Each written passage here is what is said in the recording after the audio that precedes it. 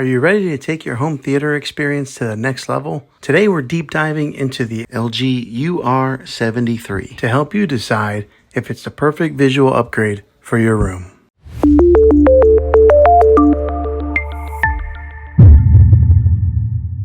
Well, hey guys, Juan here. Thanks for stopping by my channel and checking out this video. So if you're watching this, I imagine that you're in the market to buy a new TV, or maybe you purchased this TV and you're looking to get all the ins and outs of it. Let's go ahead and pull up one of the menus here. And LG does have a pretty fluid menu bar that comes up from the bottom here. And when you first get this TV, it does come pre-installed with all your major apps that you probably use. So it does come with Netflix, your Prime Video, Disney, Hulu, Sling, if anybody has Sling. I don't know anybody that has Sling. YouTube, Apple TV. Those are already preloaded in there. Now, when I say preloaded, they're on there, but you do have to download each one, but you download it one time. Now, those who may not know, you don't get that app. You got to have the subscription to that app, but they are on there. But say you don't have a subscription to any of these apps on here, the good thing about LG is they do have some free content that they offer. So over here, if you can see, there is one that says CH free, and on that, it's kind of like their channel that has like almost kind of like open air TV. Now this one here is the 50-inch. And what I have it is in the bedroom right now. So it's not my main TV, but it's a good TV that I wanted to use in a separate room. And I think that it's a good TV for something like that, or maybe if somebody who's into gaming, I think this TV would be a pretty good option for them. All right, so first off, it does have that UHD quality that's on the screen here. Right now, I just got like a picture that came on the display here, which is a really cool picture, by the way. But it does have the ultra high definition, and if you're gonna buy a TV, make sure you get one that is the UHD TV. I think a lot of the TVs that are coming out nowadays, that's kind of a standard, but make sure that you're looking for that specific name set, UHD TV. I think just because you're gonna future-proof yourself if you do buy a TV like that. It does have that 4K quality, that quantum 4K processor core that's inside this thing, which makes it really good whenever you are switching from maybe an app to opening up an app. With that quantum core processor that is built into this TV, it makes it pretty quick to pull up any kind of movie or anything that you're looking to watch. It does have that quantum core processor that helps push that 4K content on this thing, which is great because it gives you that nice, crisp, clear image like this one here that's on the screensaver. That quantum processor helps boost and makes those colors very vibrant, and maybe reduces a lot of the noise that would be in an image. Therefore, it does also translate into video watch, giving you that really dynamic color that you're looking for.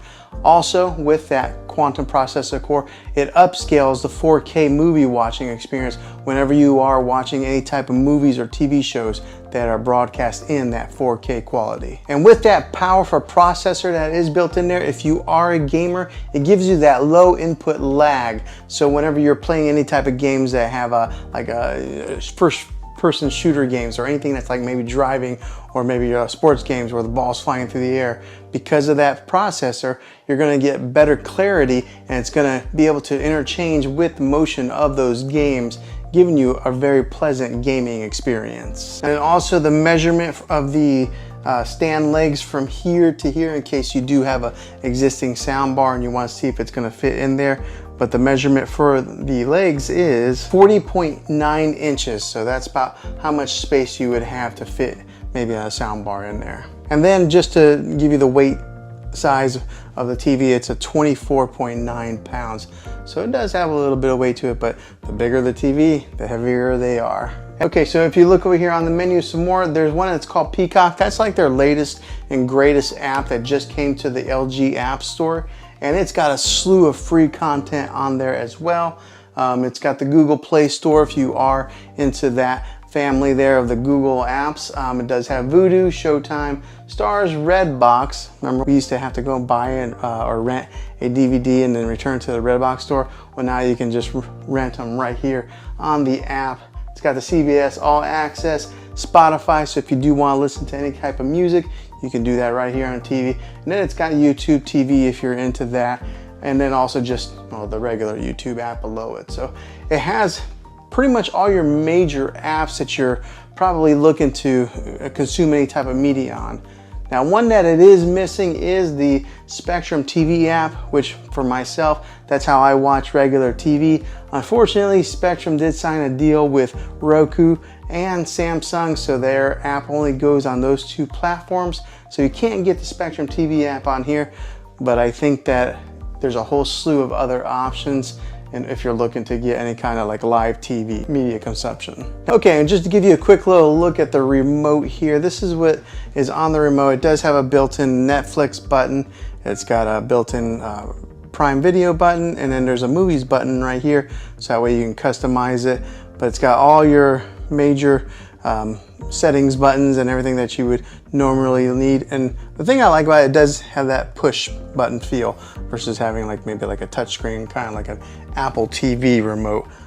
So yeah, this is what the LG remote looks like. And if you are somebody who watches a lot of sports, it does have a 120 hertz refresh rate to help with that sports watching experience. So for example, whenever you're watching like soccer and they kick the ball up in the air, and sometimes you would see like a blur on some of those cheaper TVs. With this one here, because of that refresh rate, it's nice, crisp, and clear as it's going through the air. So if you're into sports watching, this would be a good TV for you. And on the smart end, it works with all your major smart devices. So it works with your Google Assistant, your Amazon Alexa, and Apple HomeKit. I ended up setting off my Alexa device anyways. So it does work really well with all your smart companies.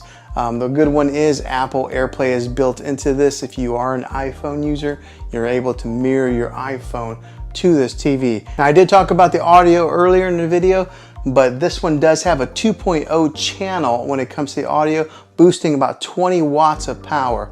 And it is a downward type of audio. So the good thing about it is this is mounted up a little bit higher than a lot of your TVs. And because the sound does point downwards, it bounces off like that and goes into the direction of where you're watching, or maybe bounces off the wall and kind of helps project it out. But it is plenty loud for you.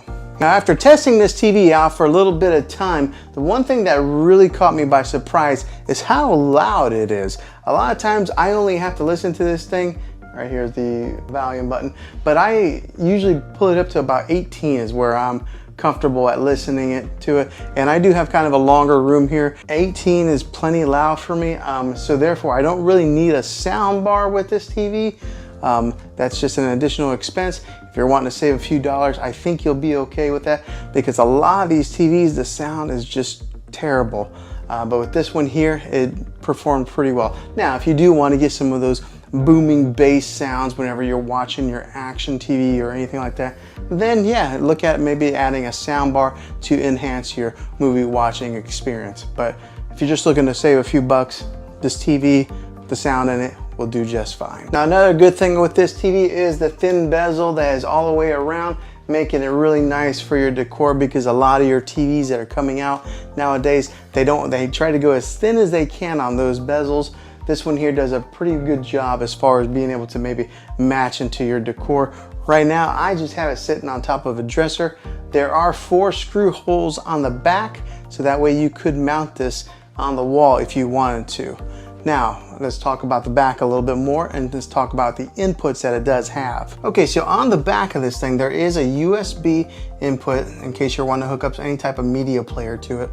It does have 3 HDMI inputs with that ARC HDMI in case you're wanting to hook up one of your game systems like an Xbox or a PlayStation to this.